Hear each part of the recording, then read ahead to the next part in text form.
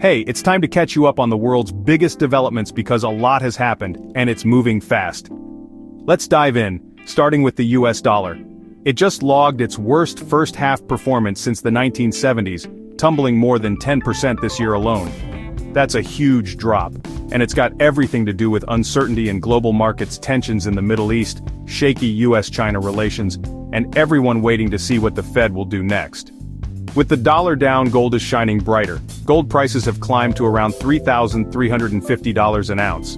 Investors are basically flocking to gold as a safe haven. It's their go-to move when currencies get wobbly and economic forecasts look iffy. But oil? That's a different story.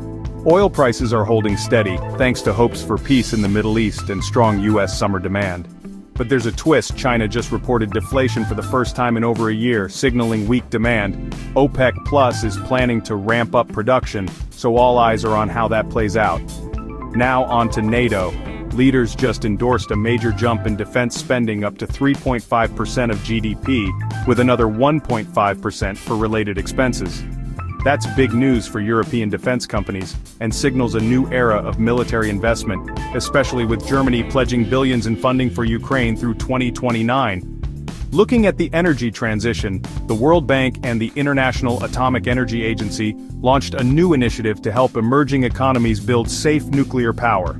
It's about pairing financial support with technical expertise, making sure the next wave of nuclear plants is both safe and sustainable. Meanwhile, Prince William is putting indigenous rights front and center in the climate change fight. He's urging the world to learn from and support indigenous communities because their knowledge could be a game changer for conservation efforts globally.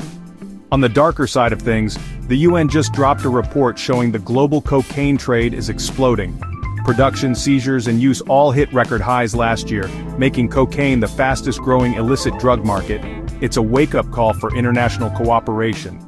Asia's got some bright spots though. Japan just set a new record for mergers and acquisitions, $232 billion in the first half of 2025. That's a strong signal of economic recovery and confidence from Japanese companies looking to grow their global footprint. The UN's big conference on sustainable finance just kicked off in Seville, Spain, focusing on debt relief, climate finance, and tax reforms. But the US is notably absent, raising questions about global commitment to these critical issues. And wrapping up, Chinese automakers are making big moves in Africa, investing in hybrid and electric vehicles, and even exploring local manufacturing. They're betting that Africa is the next frontier for clean transportation. That's your whirlwind tour of the world right now. If you want more updates like this, hit subscribe, and stay tuned because the world isn't slowing down anytime soon.